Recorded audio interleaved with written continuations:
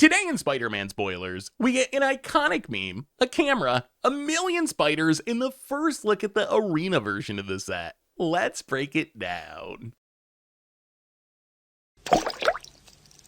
Hello everyone, it's Seth, probably better known as Saffron Olive, and it's time for another edition of Spider-Man spoilers. So today we have a ton of cards to talk about. With only one full week of spoilers for this set, I imagine it is going to be a pretty busy week, and we got some really spicy cards to talk about today, which means we should probably jump right into it, start talking sweet new Spider-Man cards.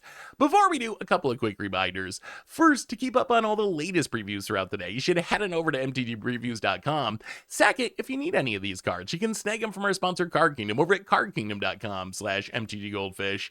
Anyway, let's talk some Spider-Man. So first up today, we get a new green 1-drop in Radioactive Spider. So a 1-mana 1/1 with Reach and Death Touch, and then you can pay 2 and sacrifice it to search your library for a Spider Hero card, which essentially means a Spider-Man. Reveal it, put it in your hand, and then shuffle. Only do it as a sorcery. So Radioactive Spider, it is a worse Dragon Sniper, because it doesn't have Vigilance. In Dragon Sniper, it is a card I've seen people play in Standard. It's pretty fringe, but I've seen like Roots decks played in the sideboard, mono green decks play it like a weird removal spell thanks to Death Touch. If your opponent attacks into it, you can kill pretty much anything.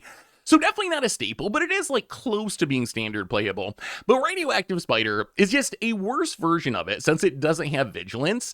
Unless you're playing a Spider-Man deck. In a Spider-Man deck, then this card's actually pretty good. It's only 1 mana, a 1-mana 1/1 Death Toucher, already pretty fine as like a weird removal spell. And then in the late game, when you don't need the 1-mana 1/1, you just pay 2 and cash it in to get a whatever, your best Spider-Man, Spectacular Spider-Man, Spider-Ham, Spider-Punk, any Spider-Man that you want.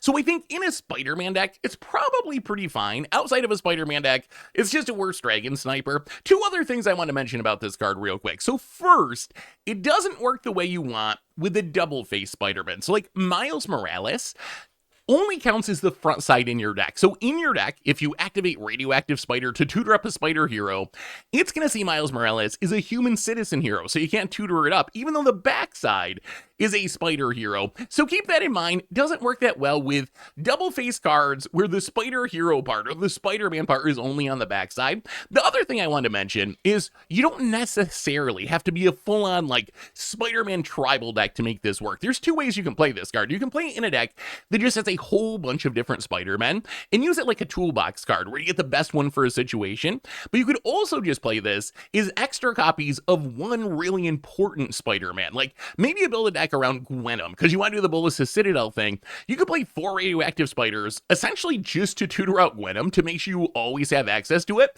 And that's another very legitimate way to play this card. So Radioactive Spider, if you're playing a Spider-Man deck, very good. If you're not playing a Spider-Man deck, worse than Dragon Sniper. We also got a new green mythic enchantment in Web of Life and Destiny.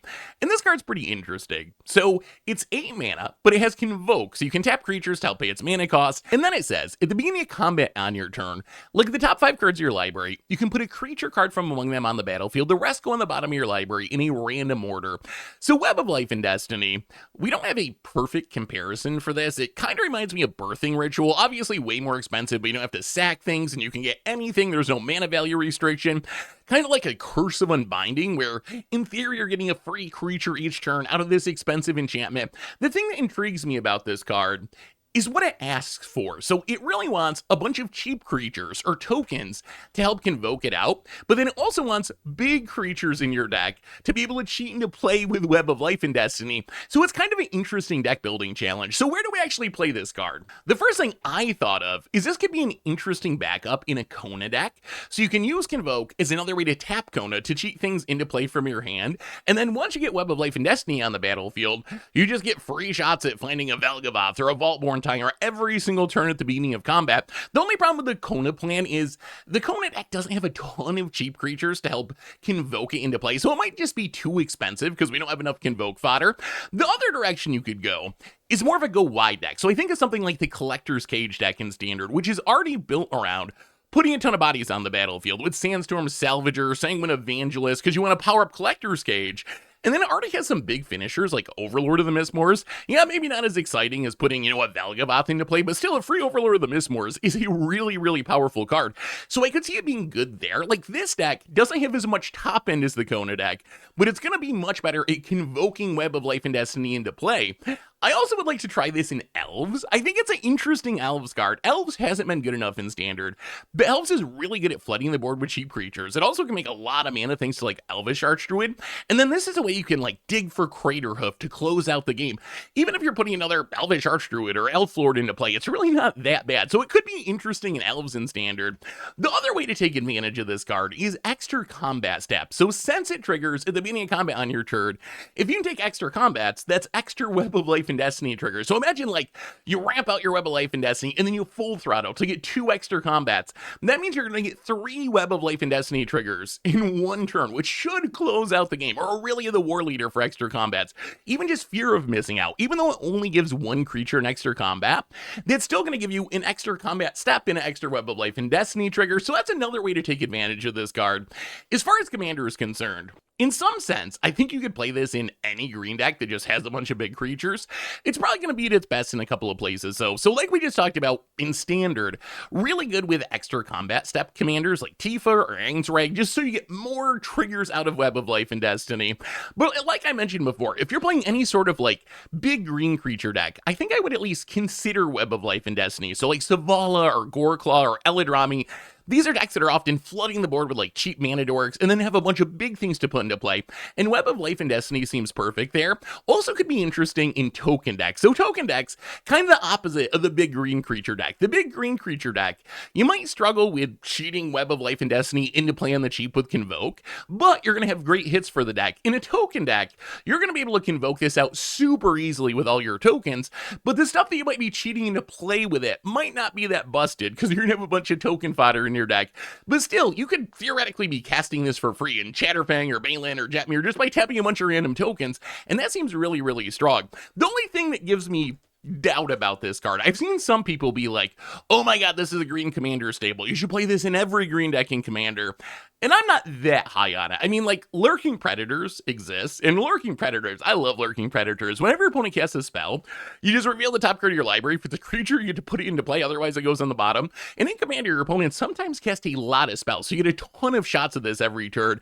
And that's a card that's pretty fringe. Like, I don't even play it all the time, and I really like the card. So I imagine if Lurking Predators is not a true staple, I'd be surprised if Web of Life and Destiny was, but I still think the card's really good in the right deck. We also got a new 1-mana white enchantment, and Rent is Due. And I gotta say, the flavor of this card kinda nails the pain of having to deal with paying your rent. It's a 1-mana enchantment. At the beginning of your end step, you may tap 2 untapped creatures and or treasures you control. If you do draw a card, otherwise, you sacrifice the enchantment. So essentially, at the end of your turn, your rent is due. You gotta pay it by tapping down a couple of things. If you don't pay it, you get evicted. So the flavor is pretty good, and I actually think this card is very strong. So what do we do with this card? And the answer is, you gotta be some sort of go wide deck, right? The risk of this card is if you can't keep 2 creatures or treasures on the battlefield, then it does literally nothing. You can't cast it. If you do cast it, it's gonna sacrifice itself. But we've seen like Warden of the Inner Sky be pretty good in Standard, and that's a card that really depends on having a bunch of stuff on the battlefield to tap down. So some sort of go wide deck, Honored Knight Captain, Carrot Cake, Paw Patch Recruit, thanks to the Offspring mechanic. If you just flood the board with cheap creatures, then you can play this, you tap those creatures, you kind of build a 1-mana Phyrexian arena with a little additional cost of having to tap down something that could have attacked or could have blocked. It gets even better with treasures. The problem with the creature plan is creatures die kind of easily. Treasures, though, unless you sacrifice them, tend to stick on the battlefield. So if you can get a couple of treasures from Collector's Vault or Charming Scoundrel or Sarkin, then this becomes very, very strong. If you just commit to never spending those treasures, you kind of build a 1-mana Phyrexian arena that doesn't even cost you any life. I could even see maybe, and this might be a stretch, but I could even see this maybe being like a sideboard card in the energy decks, in historic, in modern, where those decks are just so good at making bodies, thanks to Guide to Souls and Ocelot Pride. You often have a bunch of like summoning sick tokens that you can't attack with anyway. It seems pretty easy to play this for 1 mana, use your Pride tokens or whatever to just draw extra cards every single turn. You can even stack your triggers, so on your end step, the Pride triggers first to make tokens, then you tap those tokens to Rent is Due, do to be able to draw a card and keep it on the battlefield. So I'm not saying it's a staple or anything, but at just 1 mana, I think this card's worth keeping in mind, even for older constructed formats, because it's just so efficient at what it does. In Commander, it reminds me of 2 cards. So one is, it's Phyrexian Arena with extra steps, and Phyrexian Arena is still one of my favorite Commander cards, just drawing an extra card each turn, and this one even draws on your end step, which is a nice bonus compared to Phyrexian Arena. I still find really powerful in Commander, so I think this card should be good in Commander. The other comparison is Esper Sentinel, and this does not work like Esper Sentinel, but I want to bring it up because one of the things I've learned from Esper Sentinel is when your card is only a single mana, you don't have to draw that many cards off of it for it to be worth it. So if you think about Ren is Due, if you play this and you draw 3 cards off of it, let's say, and then the board gets wrath, you end up having to sacrifice it, that is still an absurdly good deal. You already built an Ancestral Recall, essentially, in your white deck, so you don't necessarily have to have this stick around every single turn and draw 10 cards over the course of the game for it to be good. If you draw like 2 cards or 3 cards, it's still really good value for a single mana. So where do you play this in Commander? Easy answer is going to be in treasure style decks, right? If you're a treasure deck, you're going to have the useless treasures that are sitting around. You can save a couple of them, tap them to Ren is Due. They're hard to kill because they're not creatures.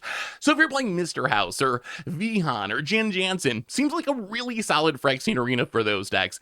Also seems good in some token decks. So like Kadira, Caller of the Small, Ginny, Faye, Kemble, decks that are just really good at making 1/1 tokens. You should have some random fodder. And like I said before, even if things go wrong and eventually your opponent wraps your board, you got no creatures, you have nothing to tap to pay your rent, you end up getting evicted, whatever, as long as you do 2 or 3 cards off of it, it was already worth the slot in your deck. So Ren is Due. I think the card's actually very strong. I think this one can see play in 60 card formats in the right deck, and in decks that are built around what it wants, which is treasures or going wide with small creatures. It should be very good in Commander too. Next up, we get a new mana rock in Interdimensional Web Watch. So it's 4 mana for an artifact that taps to make 2 mana of any combination of colors, but you can only spend the mana to cast spells from exile.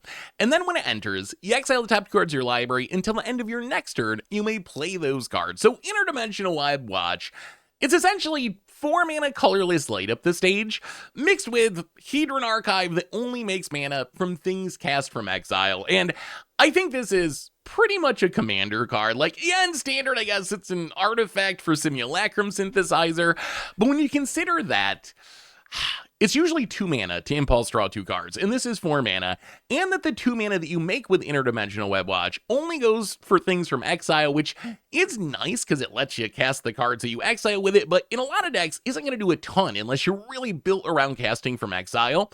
It seems like it's going to be hard to make work. Maybe we get some cast from exile deck that develops, like we have Quintorius Con, we got Extraordinary Journey, which care about casting things from exile, and we're getting more cards in the future, like Ghost Spider cares about playing things from exile, Spider-Man 2099, Firelord Zurko from the Avatar set. So maybe this matters in the future. Maybe there's a cast from exile deck in Standard like 6 months from now.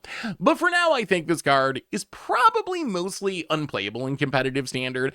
I'm excited to try to build like a cast from exile deck once we get the Spider-Man cards, but I imagine it's going to be more of like a fun casual deck rather than a truly competitive deck. Where this card is almost undoubtedly good though is with Prosper. It's our Good with Prosper card from the set. Every set's gotta have one, but really if you're a cast from exile deck in Commander, like Prosper is the most infamous example, but Feldor and Rocco kind of care about the same thing, then this card's great. It's a mana rock that works with the theme of what your deck's trying to do anyway. It even impulse draws to support your Commander. There is some weird combo potential, not necessarily infinite combo potential, but it is a cool blink target. If you have something like Displacer Kitten, which whenever you cast a non-creature spell, you can blink a non-land permanent, what you can do is like play Interdimensional Web Watch, impulse draw 2 cards, use the mana from Interdimensional Web Watch to cast one of those cards, which will hopefully be a non-creature spell, which will trigger Displacer Kitten, which you can use to exile the Interdimensional Web Watch, which will come back into play on tap, impulse draw you 2 more cards. If you hit another cheap spell, then you just do it again, and you do it again. In theory, you could like impulse draw through your entire deck this way, but it would take some really careful deck building where you need a ton of cheap non-creature spells. You can impulse draw off Web Watch to trigger the Kitten, but it still can be fun. So it is kind of a cool blink target. But Interdimensional Web Watch, to me, this seems very much like a Commander card. This seems designed to be good with those Cast from Exile cards in Commander, and we're getting more of them in the Spider-Man set. So I figured that's why they're printing this card, is to support the new Cast from Exile commanders, which is just such a popular thing these days. Speaking of artifacts, we also got Peter Parker's Camera, a new 1-mana artifact that enters with 3 film counters on it, and you can pay 2 and tap it and remove a film counter from it to copy target activated or triggered ability you control, and you can choose new targets for the copy. So this card is notable because it's the cheapest way now to copy your activated or triggered abilities. It's essentially one of the modes on Lithoform Engine, except for 1 mana rather than 4 mana. It kind of compares to Storonic Resonator, Rings of the Bright Hearth, although the upside here is Resonator and Bright Hearth only care about either activated or triggered abilities, while Peter Parker's Camera cares about both. The interesting part about this card is when I think of Storonic Resonator or Rings of the Bright Hearth, they're essentially combo pieces. Like, the only time I see people play these cards is if they're trying to go infinite with them. Peter Parker's Camera kind of has a natural safety valve built in, right? Because the way that you go infinite with these is often by like untapping them, so you're activating them again and again and again. But because you only get the 3 film counters, you can't really easily combo with Peter Parker's Camera, because eventually you're going to run out of film and the combo is going to fizzle. The other notable part about this card is since it's only 1 mana, it actually might be good in Modern. We've seen in the past, because we have Urza Saga to find 1 mana artifacts, cards like Alter the Brood or Amulet of Vigor, these 1 mana artifact combo pieces suddenly got way better in Modern once Urza Saga came along, because you essentially get 8 copies of them if you play Urza Saga. So Peter Parker's Camera, notable because it works with Urza Saga, although as I mentioned before, the easy combos don't really work because you're going to run out of film eventually, but still worth keeping in mind. So how do you actually go infinite with this card? And as I said before, the easy tricks with stuff like Resonator or Rings of the Bright Hearth is like, you have a Basalt Monolith and you tap it for 3 and then you untap it and you copy the ability and you do it again and again, or Unstoppable Plan to untap everything. And you can do these loops with Peter Parker's Camera. The only problem is you only get to do them 3 times before you run out of counters and then everything falls apart. I guess you can add Kilo to the mix, so specifically in like a Kilo commander deck, if you throw that into your combo with Unstoppable Plan, then it works because you also get to proliferate whenever it becomes tapped. So then you'll keep proliferating like counter on Peter Parker's Camera. So you can kind of build your own Rings of the Bright Hearth or Storonic Resonator at a discount if you can throw proliferation into the mix. It also goes infinite with Brago. That might be the easiest and most competitive combo in Commander. Brago, when it deals combat damage, you just get to blink any number of non-land permanents. So if you have Peter Parker's Camera, you can use it to copy Brago's ability, and long as you have some non-land permanents that make mana like Soul Ring, you can just keep doing it again and again and again. You'll use Brago's ability to blink everything, you'll still have the trigger on the stack, you copy it again with Peter Parker's Camera once it comes back into play untapped. So essentially gives you an infinite loop to keep blinking your things again and again and again. And because Brago blinks the Peter Parker Camera, it gets around the running out of film issue, because every time it enters, it's going to get those 3 counters again. It doesn't work as well with stuff like Mishra, because that's where you're going to really see the pain of running out of counters, which is another place stuff like Storonic Resonator sees a lot of play. If you want to just play this fairly, you can use it to like copy a fetch land to double ramp, which is kind of cute. In Standard, I guess maybe it could work in the artifact deck like Duskrose Reliquary. You could copy its Enters trigger and exile 2 things. Repurposing Bay, you could copy its activated ability and tutor 2 things. Even Simulacrum Synthesizer, you could copy its trigger and make another construct, which for 2 mana actually isn't that bad of a deal. So maybe it shows up in the artifact deck in Standard. So Peter Parker's Camera, very similar to some cards that we've seen in the past, with the upside being it's cheaper than those cards, and the downside being unless you have proliferate shenanigans or infinite blink shenanigans, it's not as much of a combo piece as those cards because you're going to run out of film eventually, but still a pretty interesting card that I'm excited to play with just because it's so efficient at what it does. Next up, we get Agent Venom, a new 3-mana 2/3 black symbiote soldier hero.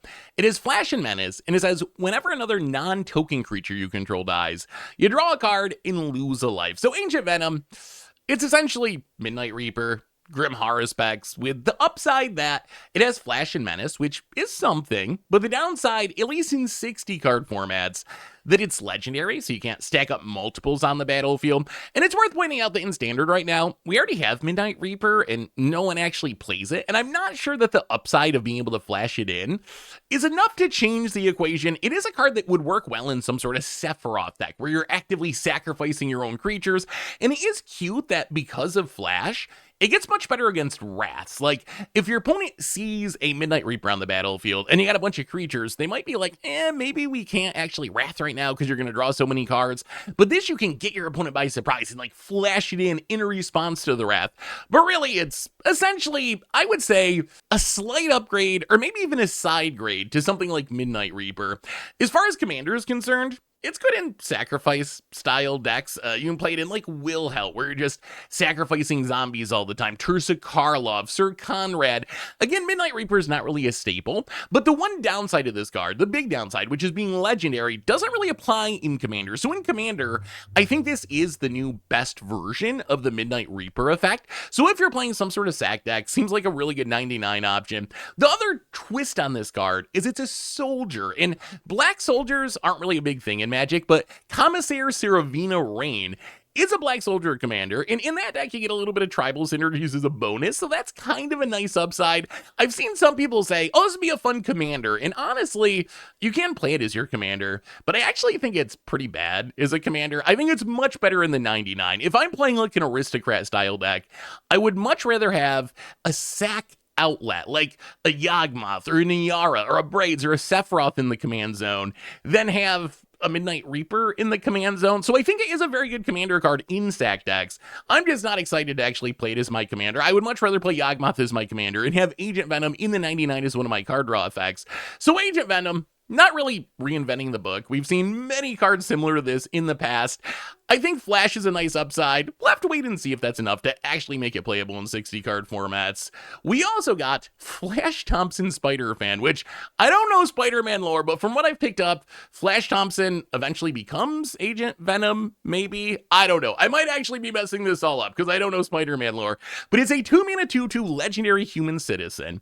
It has Flash, and when it enters, you choose one or both to tap target creature or untap target creature. So Flash Thompson, when I first thought, I was like, oh, it's a combo piece, right? It's like a Village Bellringer. It goes infinite with Kiki Jiki. But that doesn't actually work because it's legendary. If it wasn't legendary, this would become the new best, I think, Kiki Jiki combo enabler because it's 2 mana, it's got reasonable stats, it's got Flash.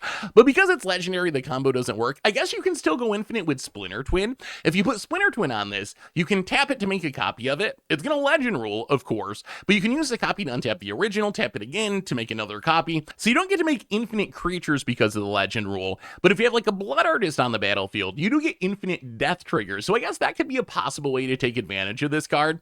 The other interesting part about this card, especially for Standard, is it might actually just be okay as a fair card. We've seen Flood Pit Strouder actually be pretty good as a 2-mana 2/1 with Flash that can tap something down. Of course, Flood Pit Strouder does give you the stun counter, but Flash Thompson has the upside of being able to untap something. So instead of like tapping down your opponent's creature, you could flash this in, untap your big creature, and just eat your opponent's attacker permanently, which is actually pretty powerful. Plus, these flash effects work really well with High Noon because it lets you get around the once per turn clause. You can cast a spell during your turn, one during your opponent's turn, and High Noon is really good against Agatha's Soul Cauldron. So maybe it's part of some sort of like Flash deck in Standard. So Flash Thompson, as its name suggests, might be good in a Flash deck somewhere, although it doesn't really combo the way other similar effects does, just because it's legendary. We also got a new black enchantment in Parker Luck, so a 3-mana enchantment. This says, at the beginning of your end step, 2 target players each reveal the top card of their library.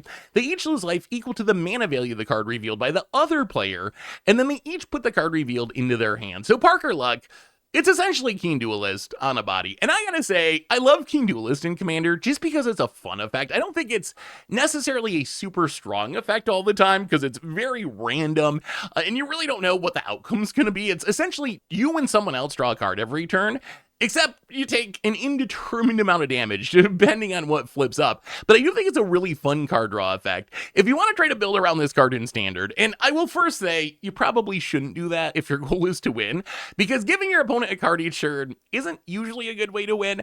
But Parker Luck would work really well with a deck full of super high mana value stuff. So maybe you play it with like Ghalta and Pride of the Hullclad and Velgavoth, and you're like, okay, yes, you're getting card advantage each turn, which I don't really want to be giving you card advantage, but your deck isn't going to be built around this. Mine is, I'm flipping 12 drops, you're flipping 2 drops, so you're just going to take so much damage that I don't really care that I'm giving you extra cards. So I think that's how you could build around the card. It's also super cute with rooms. The split cards, remember, have their combined mana value. So like Funeral Room Awakening Hall, as far as Parker Luck concerned, is 11 mana value. So if you flip this, your opponent's going to take 11, but you can play Funeral Room for just 3 mana. And the same works with like Mirror Room, Restricted Office, Lecture Hall. So that's a way you can have really high mana value stuff in your deck and still be able to cast things at a reasonable time in the actual game of Magic. So that would be another fun way to take advantage of it. As far as Commander's concerned, it's probably going to be at its best in like a Yuriko deck, a Hitasugu deck, decks that are built around like having high mana value stuff to flip into. But honestly, you could just play it like a Phyrexian Arena for fun. And yes, you're letting your opponent have value too, but if you're just playing casually and playing for fun, I actually like effects that get the entire table around. So if your goal is just to win your pod as efficiently as possible, you're probably not going to play this card outside of maybe like the Yuriko shenanigans or something if you're really built around the effect. But playing it just for value and for fun does seem fine in a casual game. So Parker Luck, I really like the card, especially for Commander. Maybe we can build a cool against odds deck around it in Standard, just trying to flip that super high mana value stuff. But for the most part, giving your opponent a card each turn is not really what you want to be doing in 60 card Magic. We also got a new red 1-drop in Spinneret and Spiderling. So a 1-mana 1/2 legendary spider human hero. It says whenever you attack with 2 or more spiders, put a +1/+1 counter on it, and then when it deals 4 or more damage, you impulse draw a card. Exile the top card of your library. Until the end of your next turn, you can play that card. So Spinneret and Spiderling, this card is super straightforward.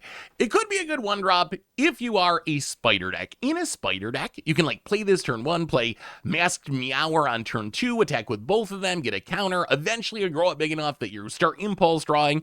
So if there's some sort of like Spider-Man aggro deck, maybe you play Spinneret and Spiderling into Masked Meower, into Spider-Punk, maybe you go into Gruul and you get Radioactive Spider and Spider-Ham, or maybe you're Boros for Spectacular Spider-Man, then this could be one of the best 1-drops in your deck, although it is really annoying that it's legendary. Being legendary is a huge debuff to this card, I would say, but still, in a spider deck, I think this could be a chase 1-drop. Outside of a spider deck, the card is straight up unplayable. We also got the ultimate let your memes be your dreams card from the set in Imposter Syndrome. So if that art looks familiar, it's kind of the iconic Spider-Man pointing at each other meme. The card itself is 6 mana for an enchantment that says whenever a non-token creature you control deals combat damage to a player, create a token of a copy of it, except it isn't legendary. So Imposter Syndrome.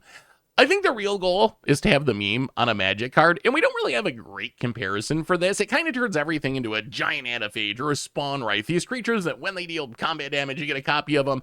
Obviously, it only works with the non-token creatures. So if you hit your opponent with your original creature, you get a copy, but then on future turns, the token copy isn't going to make more token copies, which does keep it from snowballing too hard out of control. In Standard, this is definitely against the odds card. I mean, it's 6 mana. You need to have a board to do anything. You need to get in with that board. There's going to be a lot of games where your opponent just kills and bounces all your stuff, and this kind of does nothing. But you could live the dream of like ramping into this with Overlord of the Haunwoods, and then you have a Vaultborn Tyrant, then you attack, and you hit your opponent with the Vaultborn Tyrant, and you get a copy, and it triggers, and you draw a ton of cards. So the ceiling is super high, but really it's a very much like a do-nothing casual win more style card as far as 60-card formats are concerned.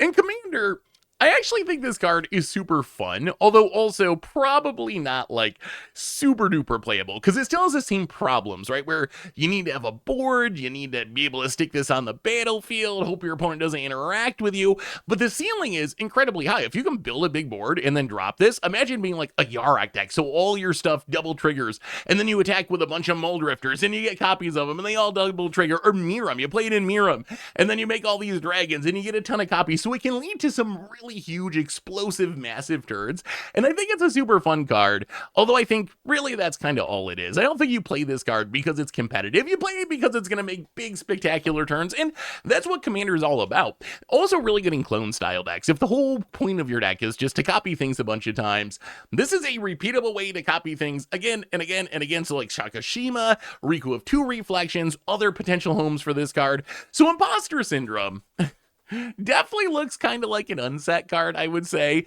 Just seeing the meme in Standard, it is a little bit weird, but the card itself, it seems fun, at least in Commander. In Standard, it's probably too expensive in Winmore to actually do anything competitive, but it could lead to some really fun board states.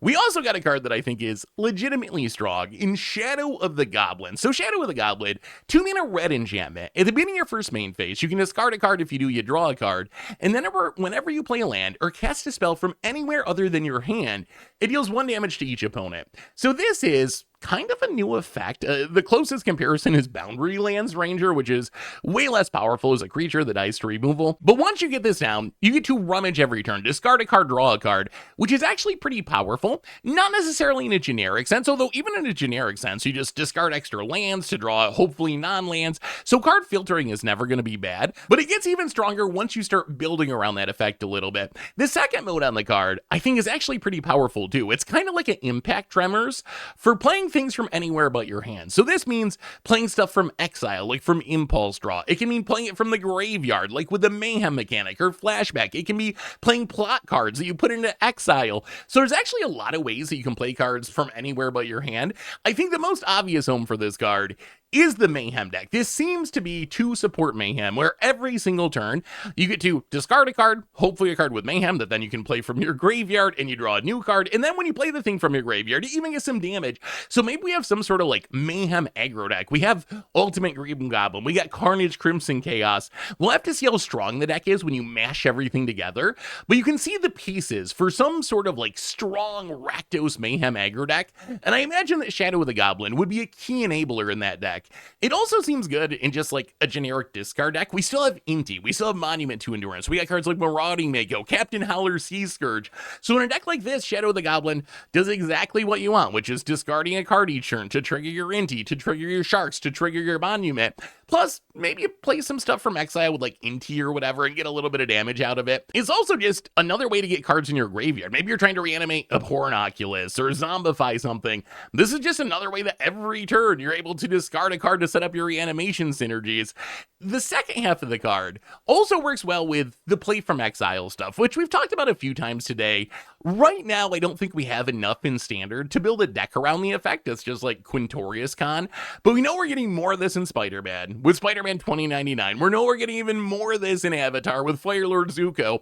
So 6 months from now, very possible there is a cast from exile style deck, with Shadow of the Goblin being a very scary card. Like, if you can just repeatedly cast stuff from exile, that is a lot of damage that you're getting for free. Plus, if you throw like Quintorius Con into the mix, whenever you play a spell from exile, you drain for 2.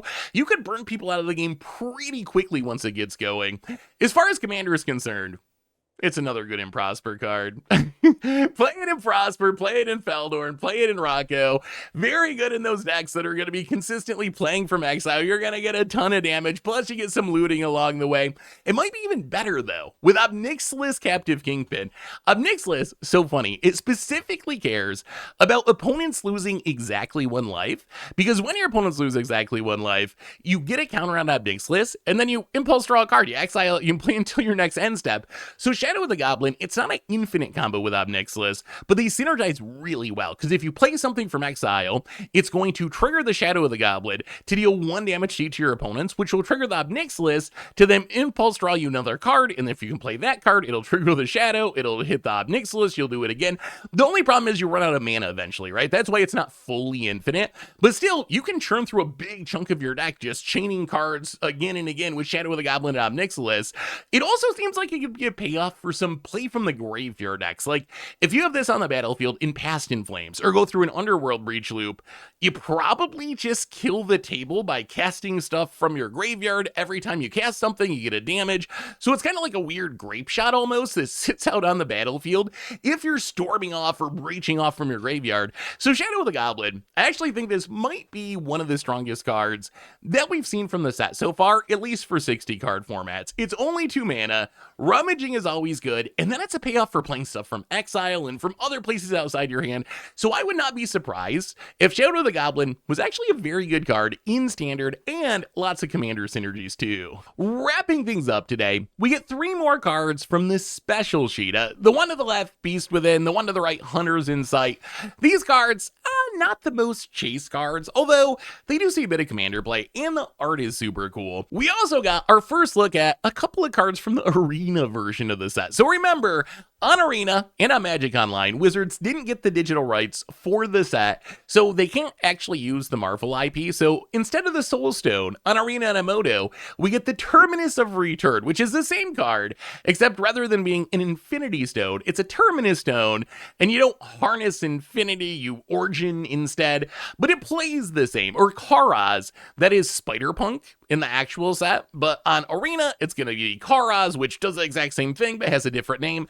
There is currently no plans for these cards to be printed in paper, although I imagine these cards will be printed in paper eventually, because sooner or later, we're going to need reprints of Universes Beyond cards, and my understanding is Wizards cannot legally reprint the Universes Beyond versions of those cards. So 5 years from now, when the Soul Stone is $500 and we need, a reprint to bring the price down, I imagine it might be the Terminus of Return that gets reprinted, since they can't actually reprint the Soul Stone itself. Otherwise, we get some draft chaff that you can check out over on MTGpreviews.com. And that brings us to the end of our daily Spider-Man spoilers for today. So what do you think of the cards? What do you think of the memes? What do you think of the Arena version of the set? Let me know in the comments. And I'll be back tomorrow with even more Spider-Man spoilers. So until then, have a spectacular day, everyone. And I will talk to you soon. Looking for even more magic? We can find the last spoiler video here, or maybe the video from yesterday about why Standard is super cooked.